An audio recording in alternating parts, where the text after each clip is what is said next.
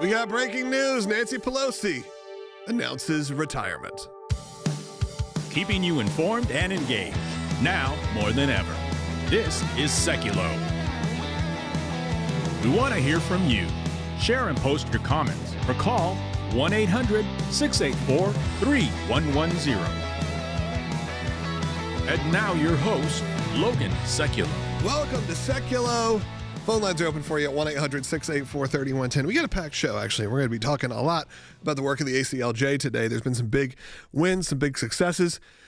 And, of course, there's been some breaking news coming out of even the world of air travel as the U.S. has planned to reduce flight traffic by 10%. What that's going to look like as America still deals with the shutdown. But the breaking news of the morning, and I guess probably a lot of you are going to sit here. There's going to be a lot of maybe applause. I look forward to seeing that in the chat if you're watching on YouTube. But that's right. You heard it here. After how many years, Will? 38 years in Congress. So and since 20 I was terms. since I was one and a half, 2 years old was when she was first elected in a special election. So headed towards almost 2 years old. That's right. From San Francisco, Nancy Pelosi has announced she will not seek re-election. Now, she's probably got a couple years left. Next year. Next year, one more year? Remember, Midterms. we have the midterm elections We have a midterm coming year. up next year. So she'll make it almost to 40 years. That's right. So it'll be her 39th year in Congress. She was elected in a special election. So her 20th term is what she is in, but she was not in for a full term there. I wish that she could first have made election. it to the 40. You know, like when someone retires, they're like, come back and be a Yankee for the night. Yeah. Freddie, come over. I see, yesterday you were saying, I wish Zoran Mandani well, and today you're saying, man, I just wish she could have gotten 40 years. I think 38 years in Congress for Nancy Pelosi, America's had enough. I like round numbers. That's really what it is. Phone lines are open for you. Of course, though, this does open up what is it going to look like in San Francisco, a city that has gone through a lot over the last few years, really in the last 5 to 10 years. You've seen massive changes in San Francisco. Not politically. I would say it's probably still as liberal as it's ever been. But, of course, they've had a lot of struggles. You've had major retailers pull out of the city. So many things happen due to crime. I know that they have been working on it. There's been a big push to get things cleaned up. But I think we got to look there. Of course, it's California. It is going to probably go to the Democrat, whoever it may be. But does San Francisco decide to stick with someone, this is going to sound crazy, as moderate as Nancy Pelosi, or do they decide to take a cue from what's going on in New York City, and go for someone more on that socialist line? I will not be shocked when the latter becomes reality. What do you think? Are you watching, by the way, from anywhere in that area? I always say this, you may live in San Francisco, but they are still, especially in different regions in Northern California, not just San Francisco, the city, that are, there are a lot of conservatives out there, a lot of Christians out there, a lot of good people. And again, much like New York City, is one of those top 5 cities people think of when they think of America worldwide. They think of Los Angeles, New York, maybe somewhere in Chicago, maybe somewhere in Texas, like a cowboy type thing, Dallas, and they probably think of San Francisco because of, the visuals and the Golden Gate Bridge and the Full Houses of the world. You think of those things that have become part of Americana that has been exported. Now, when you visit San Francisco, it's a much different place than it has been. I'm sure it kind of probably was like New York, where I have a feeling like the 60s, we all know what happened there in the 60s. Then it got through sort of the seedy 70s and 80s, had a rebirth in the 90s and the 2000s. And then so much so the last time I was there 2 or 3 years ago, there's signs everywhere to say, make sure to roll down your windows when you park and take everything out of your car, because if not, they will bash your window out and steal it. So you don't want that. You don't want your car window bashed out. So roll down the windows. We're going to all be taking our stereos out like like we did in the 90s. The faceplate. Our aftermarket faceplates. You're part of that generation. Let's see if that relates to anyone who's watching right now. But I want to hear from you. Phone lines are open, 1-800-684-3110. What do you think about this? Is this a sign of the times? I didn't think we'd ever probably see a day where Nancy Pelosi decided it was time. But maybe, there's been a lot of heat on her for maybe she wants to keep investing. So who knows? 1-800-684-3110. Have your voice heard today on the air. Of course, the ACLJ is right now starting to wrap up our first week of our Freedom Drive. And the attacks on faith and freedom, they're not going anywhere. They've been growing. And we're going to talk about that from one that happened in Hawaii. But you know what? The ACLJ got a win in that, and that is what we fight for. We fight for wins, not just for cases. We'll be right back. Political news this hour. House Speaker Emerita Nancy Pelosi making a long-awaited announcement about her political future. I will not be seeking re-election to Congress. Thank you, San Francisco, for trusting me to be your voice in Congress. The Democratic juggernaut, who served as the first female Speaker of the House, will retire after nearly 40 years in Congress. This at the age of 85 years old. Again, at the end of her term, that will be at early 2027. Former Speaker Nancy Pelosi has now announced her retirement this morning. That is a very important sign that I hope that you all will delve into. Even the famous San Francisco liberal is not far left enough for the neo-Marxists. We commend her for her services. We all do, everyone who serves in Congress, but there should be a lot written about that. She was an effective leader. I think Hakeem Jeffries is an extreme step down, and the difference in her leadership versus his kind of shows what she was capable of. Speaker Pelosi is an iconic, historic, legendary, transformational leader who will go down in history as the greatest speaker of all time. It's been the honor of my life to be able to serve with her, to be mentored by her. She's an amazing colleague, and the country is better off today because of what Nancy Pelosi has done during her decades of public service. She was effective. She was pretty good at keeping her troops in line. I think that started to shift when the squad showed up. I just chatted with President Trump about this breaking news that Nancy Pelosi will be leaving Washington. He tells me the following, and this is a quote: "The retirement of Nancy Pelosi is a great thing for America. She was evil, corrupt, and only focused on bad things for our country. She was rapidly losing control of her party, and it was never coming back. I'm very honored. She impeached me twice and failed miserably twice. Nancy Pelosi is a highly overrated politician."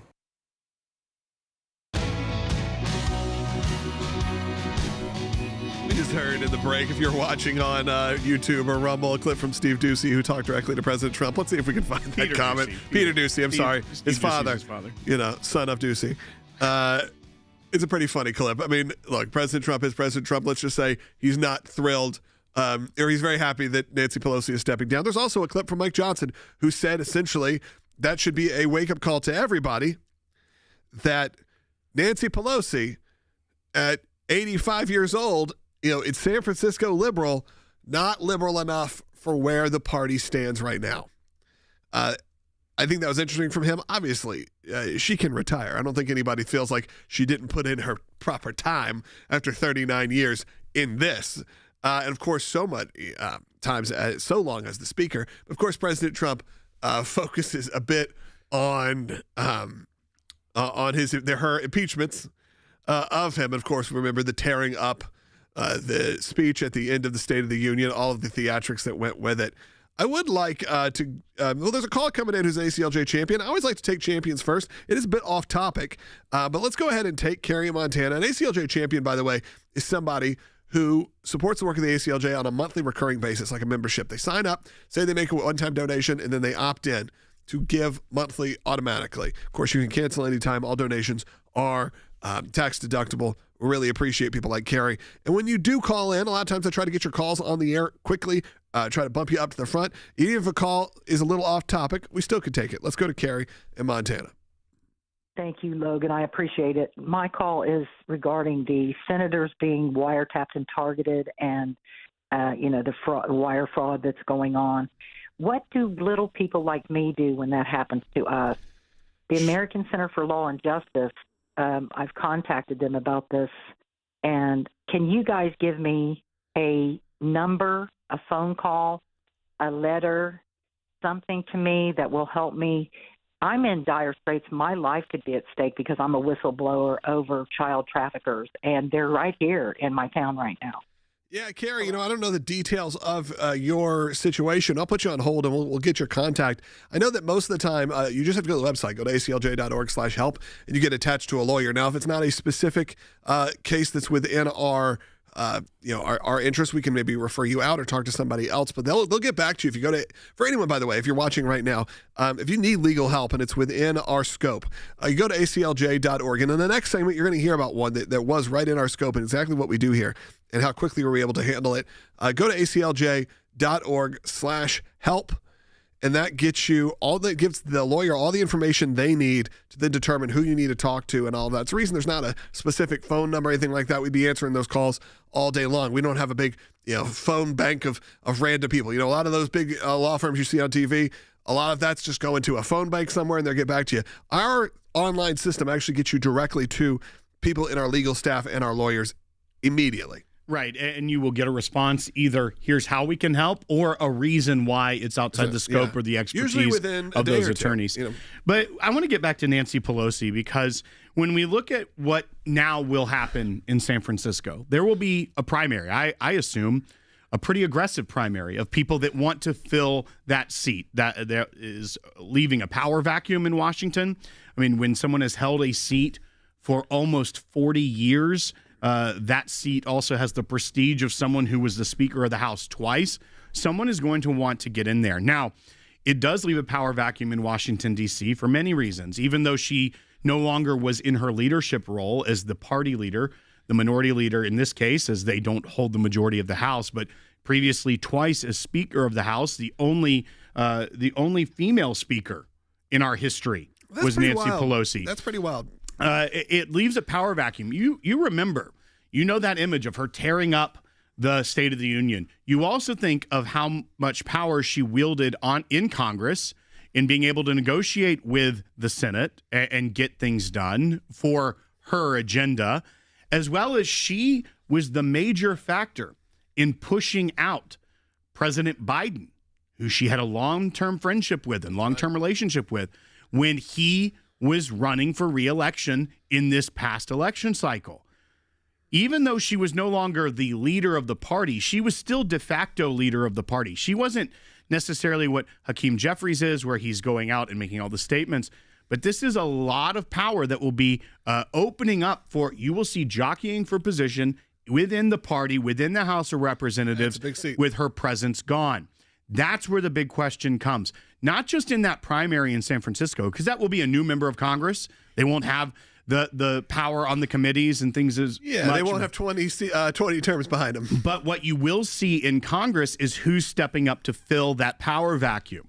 Will it be a more clear-headed, moderate style Democrat? No. What you're going to see is those forces within the party, the AOCs, the squad type, rush to fill the power vacuum within Congress by taking over internally the mechanisms. Because Nancy Pelosi's legacy, beyond legislation passed and beyond being the Speaker of the House, is the way that she commanded the control of her party in the House of Representatives. Yeah, American and icon. that's things you don't even see in the public eye. You see things reported on, but it is a big hole in Democrat politics on the Hill. I mean, clearly it seems to at least partially controlled the presidency at that moment. Exactly. I mean, you got to think that is not something small. So, of course, this is going to be interesting to see who steps in there. Of course, this does open up the idea of, are we going to eventually see the Senate and see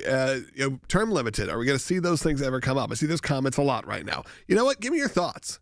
What do you think? I could see positives and negatives for both reasons. I want to know from you, the caller, 1-800-684-3110, the ones who are watching right now. Because now you're saying, well, if Nancy Pelosi's gone, then we need to call for this person to be gone or McConnell to be gone. You see those comments coming through. Now, Father Time is undefeated. So for some of these, it will get there inevitably. And I think that's what we're seeing with Nancy Pelosi. Let's go ahead and take a call. Let's go to Kevin, who is calling on line 2, watching on the Salem News Channel. Another great place to watch us, by the way, on the Salem News Channel every day live. Go ahead. I don't watch you. I listen to you. I'm blind. But I was talking about Nancy Pelosi. I said a lot of them leave from Hollywood and come into government. She's leaving government and go into Hollywood because she's going to be on the tails of the crap. She's going to be the leader on it. And she's going to team up with her brother, Chucky Doll Schumer, because they can make a hell of a show because he stuck a knife in Biden's No, that's fine. It's fine. Kevin, we appreciate you calling in. You know what? Maybe she decides I'm moving to Hollywood. She's going to go for the bright lights and the glamour, but she'll be 87 years old. So, you never know. Hollywood keeps you young. That's what we're seeing, though. Maybe her last act of leadership within her party Netflix deal will be something where you see a mass exodus of people who have maybe been in Congress way too long. That's been a complaint about career politicians from many people. That's where even you can somewhat blame or credit that system to what gives rise to someone like President Trump, an outsider, someone who hasn't spent his entire life on government payroll, being a public servant. And I think you can also point to what is so attractive to young people about someone like the new mayor of New York. Take away all the policy. It is the way he talks is about doing work for the people. Whether or not his policies are grounded in we know they're not. They're Marxist policies. Right. They don't work. They're failed experiments. You're talking to new blood. But you're talking to people who didn't grow up during the Cold War, didn't grow up seeing all these failed experiments. And they're hearing someone talking that has never been a public servant.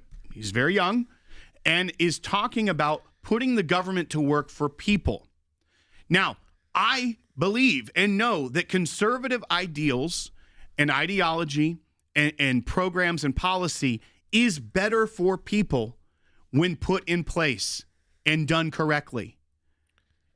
And the Republicans have a big problem about being able to talk about it in a way that people will understand that free market economics and that our liberties that we hold so dear in our Constitution is the government protecting those. And when they are, it is for the people. It is the government working for that. But when you have people like Nancy Pelosi that are 85 years old currently, that she's taking that step to say it's time for me to retire, will there be a sea change where on both sides of the aisle, you see people move forward and say it's time for me to go, and then it gets fresh blood in there, young people who can maybe speak better about how our ideology, our values are better for the people and getting government back to work for people instead of the other way around. Yeah, I think you will see that. A new wave, a new generation of people who understand how to talk to the online audience, who really understand, who grew up in the internet age. You got to think, when she joined the Senate, there was still a decade away from when most of us, or its House, most of us had internet in our homes. I mean, that's just the truth. That's where we're at. And she's just now stepping down. But now you have, like you said, the New York City mayor being someone who is quite a bit younger than us, grew up in this generation. I sent Will a video last night. I go, this is one of the reasons he won. It was, hey, answering questions from your conservative family members. And it was very compelling. It was not anything I agree with, but I watched it and said, this is how he did it. This is how he won. And he said, hey, I'm the mayor to everybody. I'm the mayor even to your conservative family members. You're going to have a different generation talking a different way. 1-800-684-3110. President Trump speaking his way still, though. We'll play that when we get back. We are talking about people that are being treated unjustly or being treated differently just because they've decided they want to be, they want to talk about their faith. We are representing a 9th grade girl who in May, and this is what's even more egregious about this, in May, she went to the principal to say that she wanted to start a Bible club. And after he, grilled her for a long time of what she was going to discuss, what her club was about, he said, you need to come and talk to me back in September. So shut her down in May, tells her to come back in September. She comes back in September, and she says that she wants to set up this Bible club, and she also wants to have a see you at the poll prayer time. Of course, what his response is to see you at the poll is, you're too late. Even though he shut her down in May when she was very much on time, too early. You're too late when he tells her to come back in September. So she doesn't get to do see you at the poll, which is constitutionally protected right that she can do. But on top of that, she's told that she can have a Bible club, but she has to pay for it. Now, none of the other student clubs have to pay. What does that even mean? Yes. The principal, instead of classifying it as a student-run group like the secular groups, the principal decided to categorize this Bible study club as a church instead of a student-run group. And the B group is the student-led groups, but she's not being charged under that. She's not being allowed to operate under that. She's now moved into a church group, which is treated completely differently. This is a student.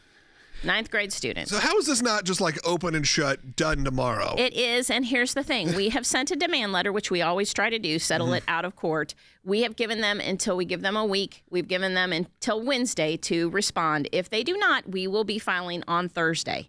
And we believe that the courts, it will be open and shut because you have the Equal Access Act and the First Amendment that protects this completely.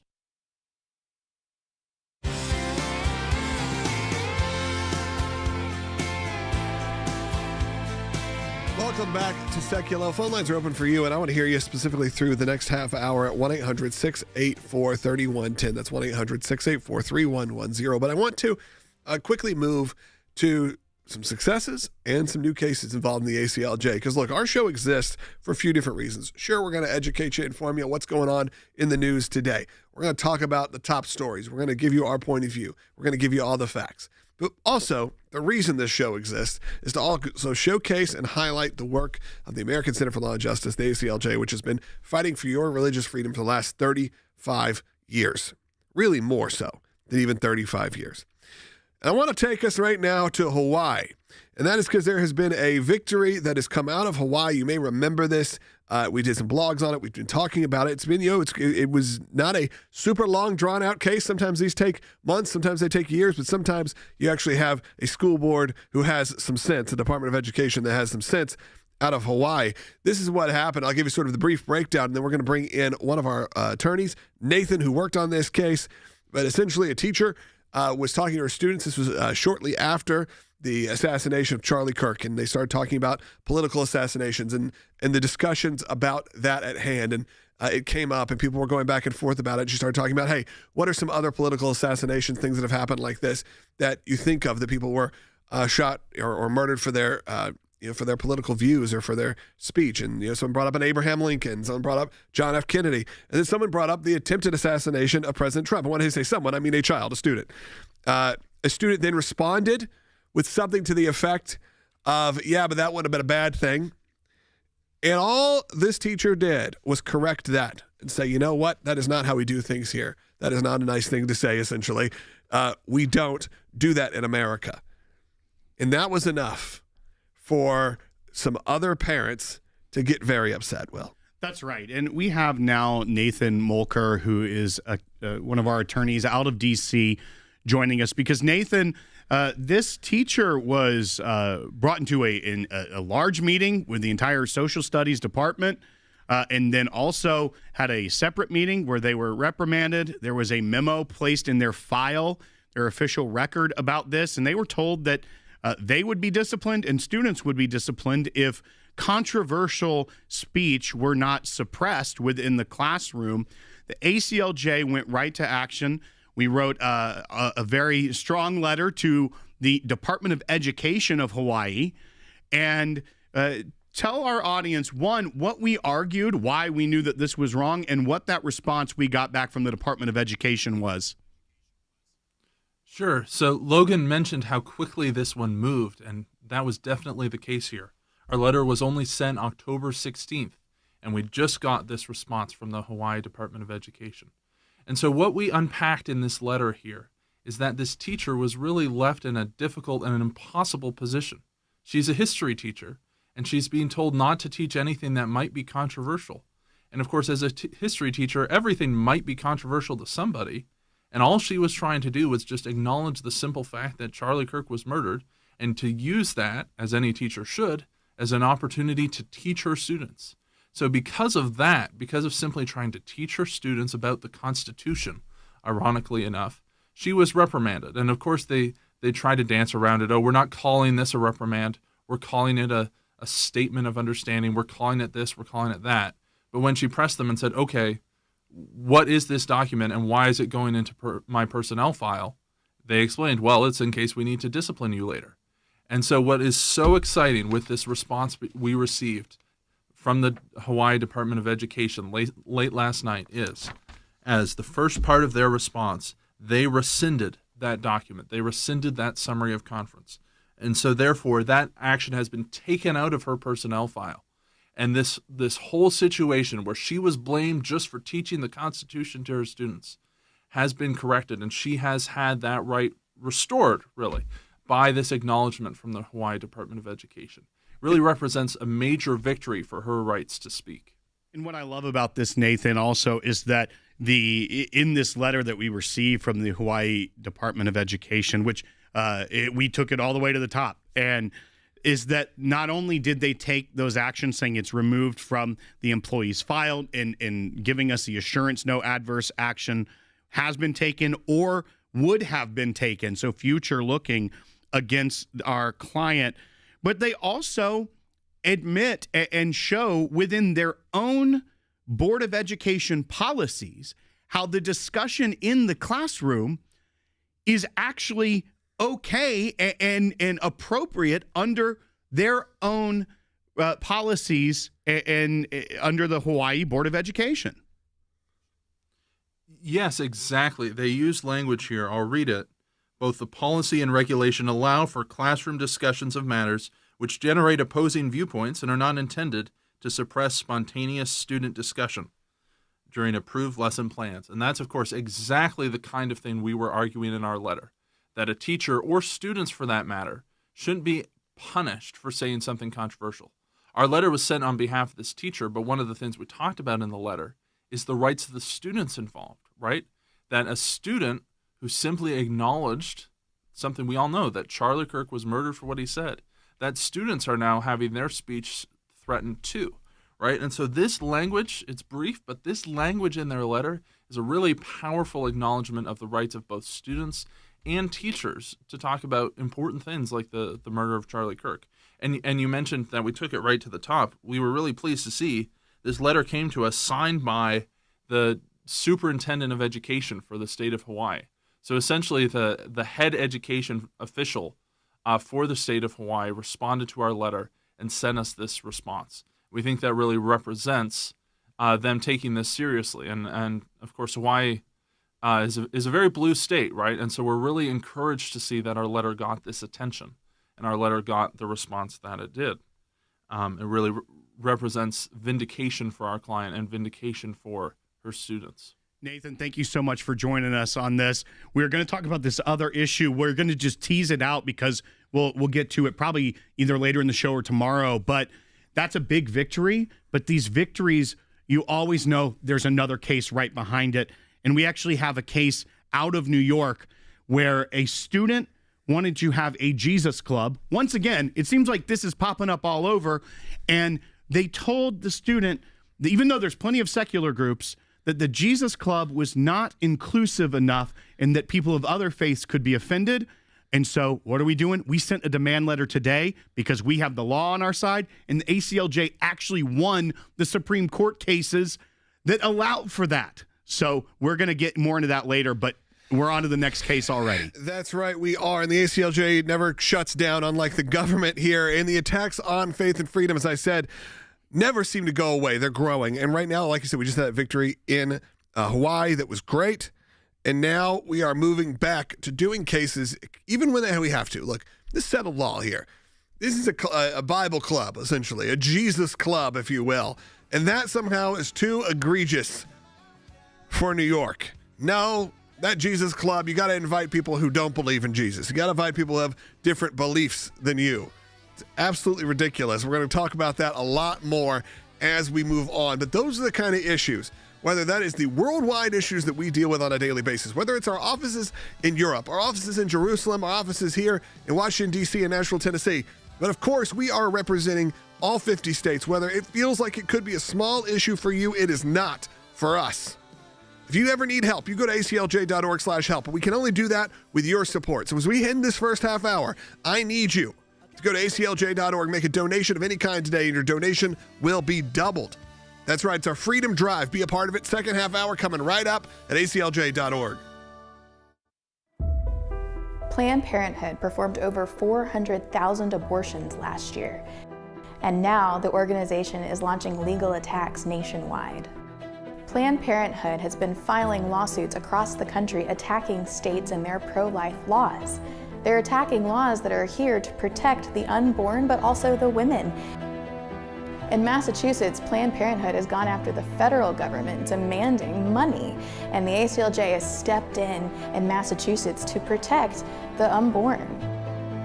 In Massachusetts, we're also defending pregnancy resource centers that are the brunt of a lot of these attacks. They're using lawfare tactics to overturn abortion bans that are meant to keep the woman safe. Join us in the fight against Planned Parenthood by signing a petition at ACLJ.org.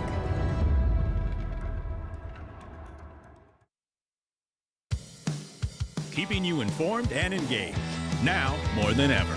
This is Sekulow.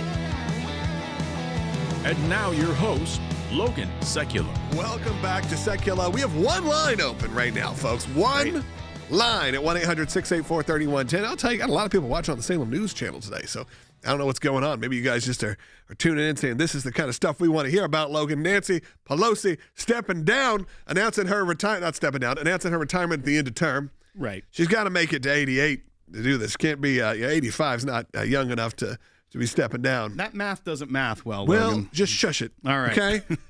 Just shush it. All your donations are doubled. All of her ages are doubled. Okay? It's what it is right now. That's at ACLJ.org right now if you make a donation during our Freedom Drive. We have a lot of phone calls coming in. I want to get to as many of those as I can in this back half because it's going to be packed. In the next segment, we're also not only going to talk about Nancy Pelosi, and I see a lot of you calling in about Mamdani. We're going to keep that discussion open because I think actually all of the calls, it looked like, appear to be 4 out of 5 are on that topic.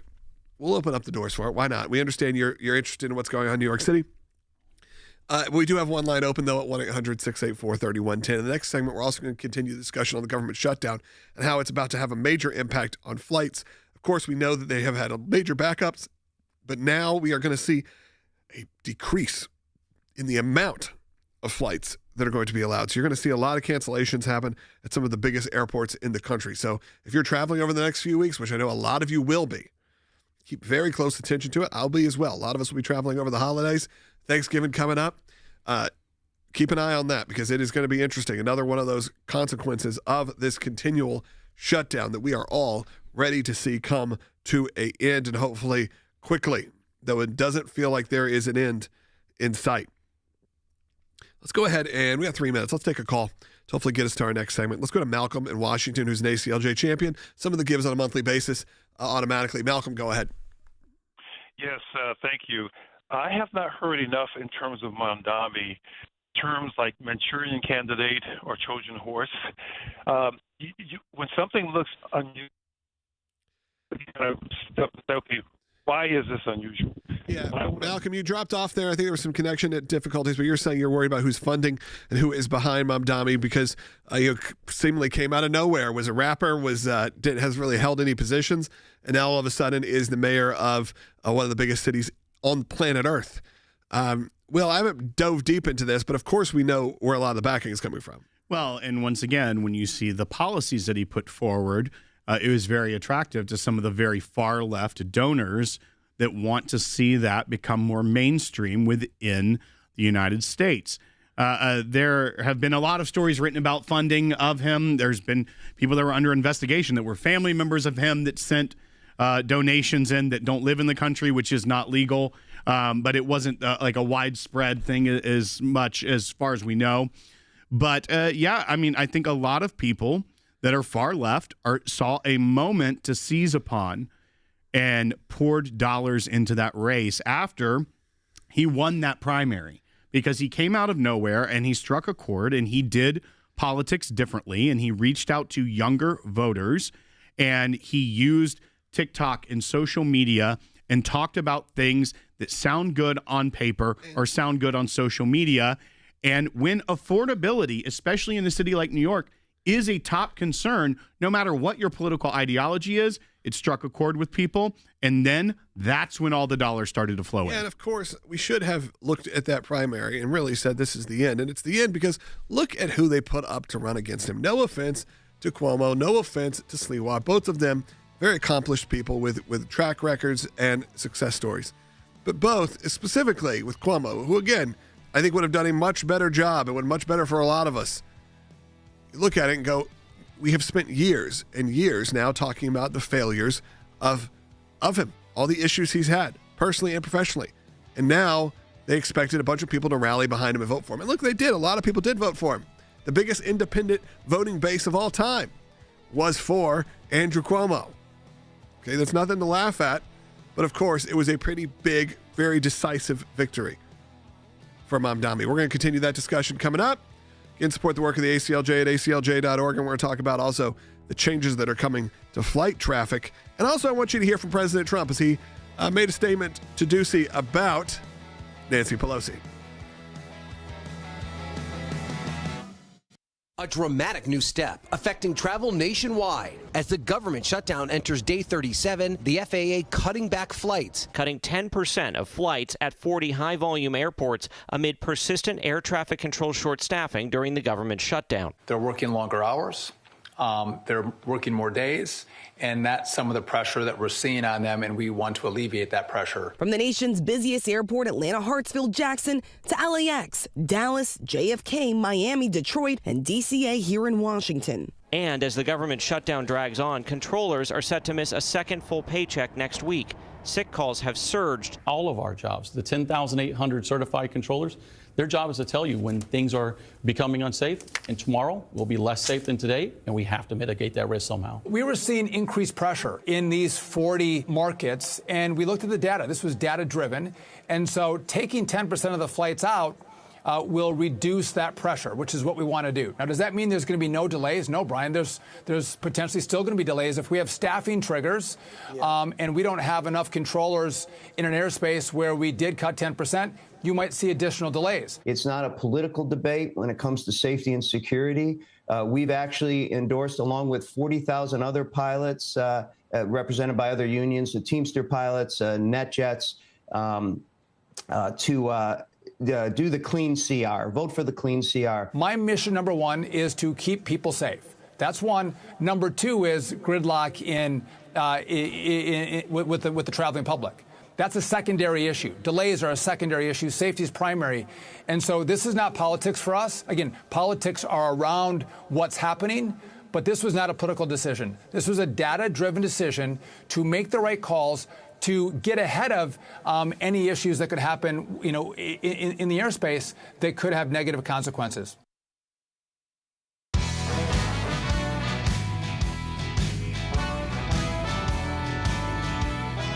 Welcome back to Sekulow. Phone lines are completely jammed, which is great. That means we've struck a chord as well. Will you tell people Nancy Pelosi's retiring, they call in, but not about that. They call in about other things. The mayor of New York City. Why don't we go ahead and take some phone calls? Why not? A lot of you have been on hold for quite some time. Actually, before we do that, as one line just opened up, I've been teasing President Trump. Had something to say about Nancy Pelosi. And a few of you said, Logan, you haven't played it. I keep forgetting to play it. Let's go ahead and play it. This, again, is Peter Ducey talking about that he just chatted with President Trump. This is moments ago. Yes, and I just chatted with President Trump about this breaking news that Nancy Pelosi will be leaving Washington. He tells me the following, and this is a quote. The retirement of Nancy Pelosi is a great thing for America. She was evil, corrupt, and only focused on bad things for our country. She was rapidly losing control of her party, and it was never coming back. I'm very honored. She impeached me twice and failed miserably twice. Nancy Pelosi is a highly overrated politician. Yeah. I mean, that is, no one can say it like he can. I mean, you say it like an angry, ex-girlfriend online, just being just mad that your former boyfriend went to jail. I mean, that's kind of how it feels. It's like this, he deserves it, here's why. The quote was, the retirement is great, evil, corrupt, and only focused on bad things for our country. We disagreed vehemently on all topics. That's what, a normal politician would say. About him, people wanted to hear, truthful. She impeached me twice, failed miserably, which she did. Impeach him twice, and of course, look what happened. He was reelected President of the United States by an overwhelming margin. Now we will see the ramifications of some of that coming up in the next election. I'm sure there will be a new website up on the whitehouse.gov that's some parody for Nancy Pelosi leaving. As we've seen that website go hog wild. It feels like you'll send me links and I go, this can't be real. It's like, yes, we've made a MySpace tribute page to Democrats called My Safe Space. And where is it? It's on the White House's official website. We live a bit in this cartoon land, and some of it I love. I do love that all those things are now official government records and have to be kept in the National Archives because of laws that govern things like Grandpa, that. What was it like during the Trump administration? Well, there was a website. It was a fake MySpace. It was a fake. What's a MySpace? Well, it was appealing to the 40-year-olds who were voting. They had to tell you about this time. We used to log in, and we used to do HTML code to make our website sparkle. You could have fun, moving backgrounds, and your favorite songs play. All your songs. And 8 of your friends. Your top 8 friends. All right, let's move on. I don't know what we're moving on to, but we're going to move on. I'm getting sweaty now. I got the vapors. Well, let's go ahead and take a phone call. You want to here. take a phone call? I was going to also bring up this government shutdown issue. No, but you don't want to. I don't want to. I'm done with the shutdown, Will. Let's go to Kay. Okay? You're on the air. Kay in Minnesota. Calling on line 2. always bothers me. Sometimes I want to say Maine. That's ME. I know that, but you know what? I can't think that fast. Watch it on Say News Channel. I like that better. Kay, go ahead. Hello. How are you doing? Pretty good. Yes. My question is, with the next presidential election, if it could be put on the same ballot, that it would require all of Congress to be forced to allow them to do what they're telling us we have to do. Yeah, good luck, Kay. I mean that with tremendous amount of respect and tremendous amount of love. You'd think it would be. They would have to follow the laws like we have to follow, but no, it's do as I say, not as I do. And we have learned that time and time again, including right now during the government shutdown. Right. Which we'll see, Will, is tied in. Because the government shutdown, they still getting paid. Exactly. While their own staff is not getting paid. But what we're seeing, Kay, is that the self-serving nature of many people in Congress is, and that's the irony, right? The people that say we want term limits, the people that would have to put in term limits for members of Congress would be those very members themselves having to limit their own ability to remain in Congress. Things like even the ban on stock trading and things like that. That is one thing that Nancy Pelosi was notorious for, was making a fortune in the stock market with things that appeared to be trades based off of things that she learned from her service to the country. So there are things that would be great if you could see Congress want to adhere to. However, they don't tend to writ large. Now, obviously, there's exceptions. We have very good friends that are in both the House and the Senate of the ACLJ that fight for our Constitution, fight for our freedoms. But you see many people that are there for the wrong reasons. They're self-serving. And it comes... I think, look, with the term limit situation, I can see both sides to it. It's sort of like the idea of having lifetime appointments to the Supreme Court of the United States, because it does keep maybe a checks and balances going on in theory. A little bit different Supreme Court because obviously they're appointed and then that's it. But in this instance, I do understand it can't all just be the turn of the tide. Well, and the argument against it is that every member of the House of Representatives is up for re-election every 2 years. Now, our party system has made it very hard to unseat someone who is a long-term incumbent, and gerrymandering as well. That has made a lot of these long-term incumbents entrenched in their district that are drawn perfectly to ensure that they remain in Congress for the next 40 or 50 years. So the argument from even the founders and framers is that the members of the House of Representatives, if you didn't go there and represent your constituents in the way they wanted you to, you're up for re-election very quickly. Like almost as soon as you get there, you're thinking about re-election. Yeah. It's every 2 years. The president, you get 4. You get a little bit longer to get an agenda done. And then the Senate is 6 years. There's a reason that all of these offices have different term lengths. And that is to, one, serve as a check on the way power is wielded, to almost disrupt some ways that they could coordinate together. And it is to have the people hold these individuals accountable at different periodic times. Now, as you mentioned, the way the government works, the way the party system works, the way that the money works has shifted the way that the power of the people to unseat an incumbent has played out over the last even modern era of individuals that you see, like Nancy Pelosi, who has been in there just shy of 40 years. That, especially even as a Speaker of the House, you no longer really are representing the interest of your district anymore. You have so much more going on. You would almost think that as far as a career perspective, that would be a negative. If you become speaker, your time in Congress is almost done because your people are like, you're not fighting for me anymore. You're out. Yeah. But that's not the way it's worked in the past. Speaker of the House was gerrymandering. Gerrymandering. Yeah, he was the old. He was the first one who during came the up Civil with War. Gerrymandering. I feel like that's feels like all right. Go ahead. I've been waiting on that joke. Didn't land. All that to say, though, you even brought up the shutdown, and what we're seeing now. What now? Is that the FAA is saying that there is going to be a reduction in air traffic starting tomorrow at 4%. Reduction at 40 major airports across the country. It also shows you, by the way, the power of the FAA that I didn't even know they could necessarily do this, which was to say, essentially, hey, private businesses, these airlines, sorry, you're going to have to cut. I mean, I think this, look, this is the little things that happen during this government shutdown we should all be aware of because it actually does illuminate, not necessarily problems, but you start learning more. And you learn now the FAA can go in and do this. And what they're saying is 10% of air traffic eventually is going to be down. It starts at 4% tomorrow and builds slowly up to 10% reduction in air traffic next week by the time it tops out if they haven't reopened the government. Why? Because people that are air traffic controllers that aren't getting paid, you know what they're doing?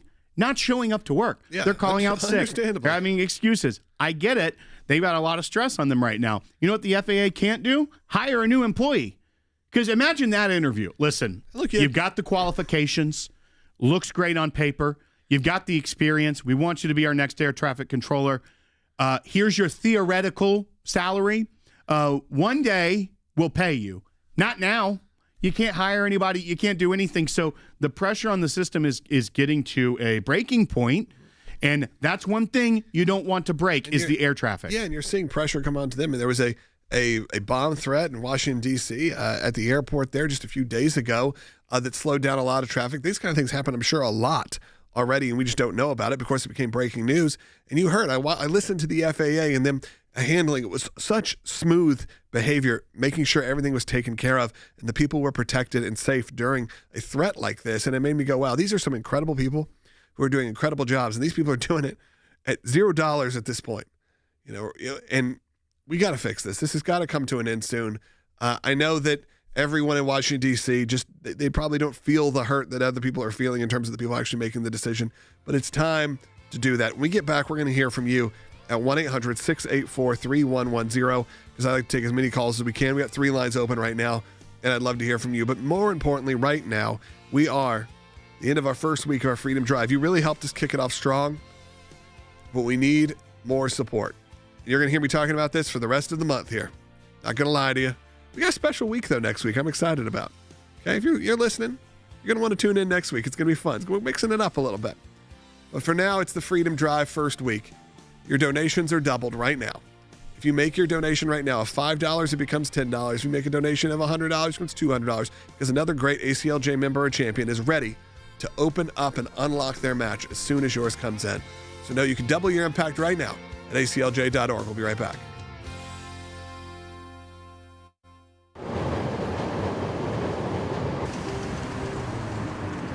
We're here at the Cook County Circuit Court where we're going to trial for 2 of our clients. They were street preaching downtown Chicago, targeted by the police, cited for a noise violation. It's completely unjust, and we're here to defend them in their criminal court. At the ACLJ, there's no small cases for us. This might be a misdemeanor, but this is something that could go permanently on their record. It could be a permanent stain on their reputation. It could be fines, and frankly, this is exactly the kind of thing what we're here for. This is what the ACLJ cares about. These are young men passionate about the gospel, and we're not going to just sit around and let the police harass them, which frankly, that is what this is. We're for 2 words, not guilty. That's the only answer that we think is acceptable. Those young men were not violating the law. Their volume was not at an illegal level, and we're going to make sure that the court and the judge see that. Victory! I might be packing my bag soon to return to Chicago. Chicago, get ready to see me again. After multiple continuances, forcing these young men to come to court multiple times, we finally showed up ready for trial, and at the last possible moment, Chicago was not ready. Chicago made these young men go through almost 6 months of court hearings, of trial procedure, pretrial preparations, all for, at the last minute, the city of Chicago to be unprepared. For that reason, the court dismissed all charges against these young men. They can go back out in the streets and continue to evangelize and preach. Freedom is never more than a generation from extinction. President Reagan's words have never been more true than they are today. This is what we do. This is who the ACLJ is. Join us in fighting for freedom. Have your donation doubled at aclj.org/freedom.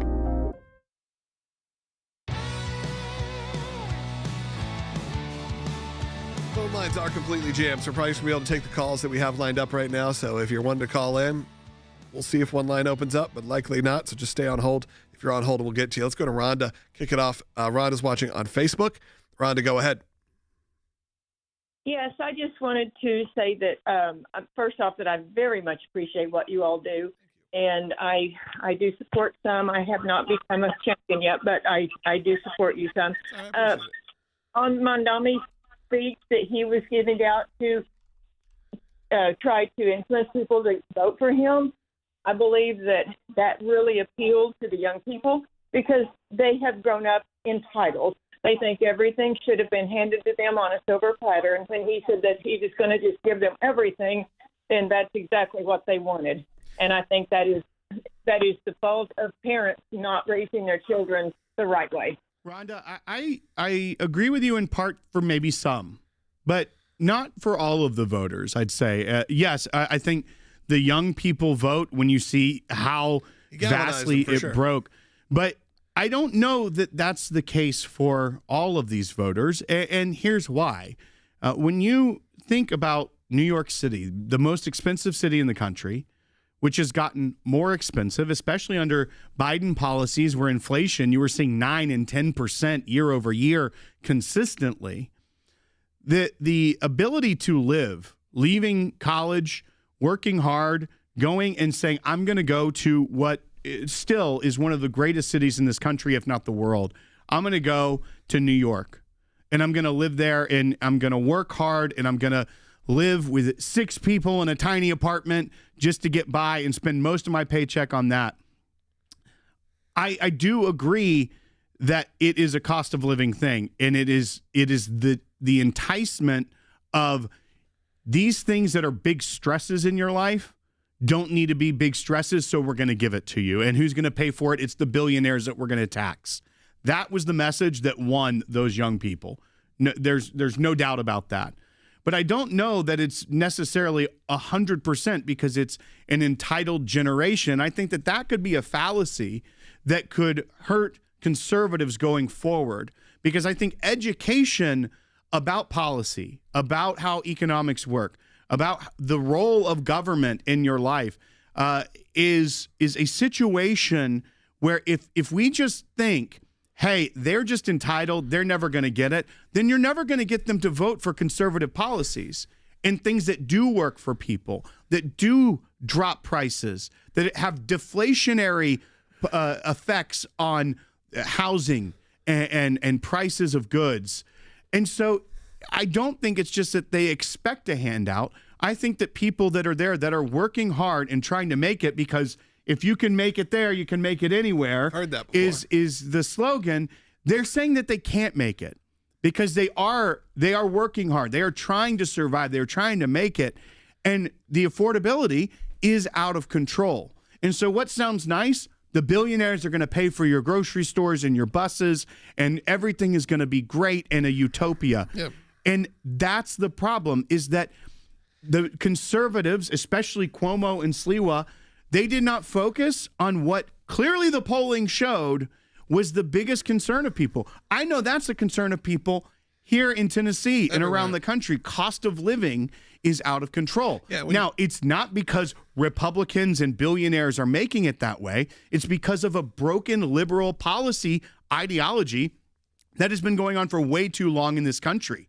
And so if you can educate and reach out and show a better way forward and that hard work can be rewarded, I think that's a more winning path for our ideology and our values that we hold dear. And I just watched a video, like I said, of him talking about this, and they pushed back. It was supposed to be conservatives asking him questions about the free buses and all of those kind of things, and he had an answer, a compelling answer for all of them, ones that felt very bipartisan. So if you were just looking for, can he even answer those questions? Yes, he was able to answer the questions. Now, whether they're true or not, that's a different story. Whether they're the policies actually get put in place, that's a different story.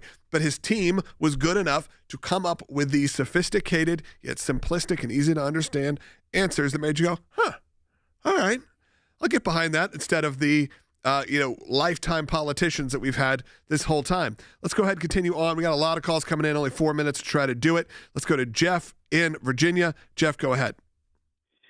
Hello, Logan. Thank you so much for giving me a shot. I just wanted to mention I was quite amazed that with the Mandami election, about 30 to 35% Jewish voters supported Mandami. Yeah, and I think maybe many younger ones, but that's something that we need to do outreach for. Yeah, Jeff, absolutely. I'm not shocked by this as much as maybe a lot of people are. That has been a lot of that voting base. Look, they are a very diverse, multicultural base who really is always fighting against stereotypes, fighting against the fact that people will say, well, you're a Jewish supporter, you're a supporter of Israel, you can't, befriend a Muslim person or something like that. And they will fight against it at every level. And some of it I totally understand and I agree with.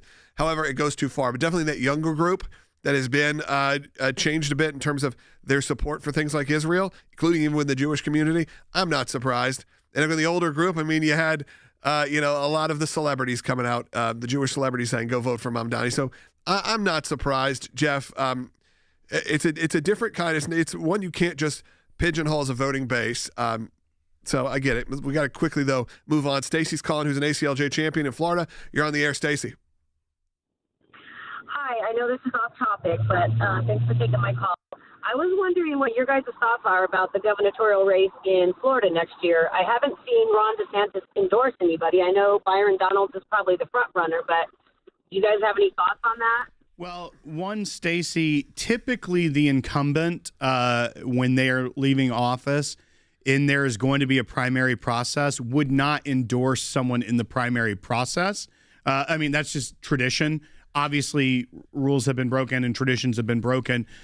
So I almost would not expect to see the governor of Florida endorse a Republican in the primary phase, as to not try and interfere with the party politics. He won through a primary process, and that is a way to also vet the candidates and get who they believe is the best candidate to the forefront. But you can guarantee that whoever wins that nomination, the governor would then endorse his replacement. On the other side, I saw this week you had Orange County Mayor Jerry Demings, who, Val Demings, his wife, has been around the Orlando area for decades now and has been the mayor of Orange County for a number of years. He announced his run as the Democrat. These aren't people you need to not pay attention to.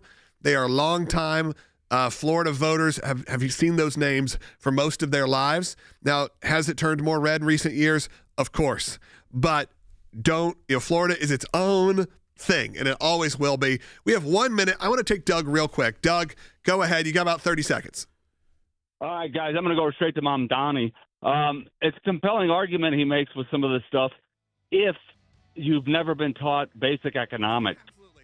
All of us that remember the Soviet Union, the Soviet Union imploded because of some of the policies he wants to put into place. Look, one of the guys, Doug, that he said, unfortunately, what was it, Will? Yeah, well, he said, this is the nation that defeated the Soviet Union, sadly. Unfortunately. Sadly. Yeah. I also saw Condoleezza Rice on Fox News this morning saying that exact same thing, Doug, is that Americans at that age see it as the failed experiment of the Soviet Union, but they don't understand the atrocities and the hardship of people's lives under that failed experiment. Yeah, go talk to a lot of your friends in Florida and you'll find out. Okay, thank you so much for watching the show today, listening, however you do get this broadcast. We appreciate it when you get a podcast, on the radio, however it is. But right now, go to aclj.org. All donations are doubled. We'll talk to you tomorrow on Sekulow. But right now, scan that QR code or go to aclj.org.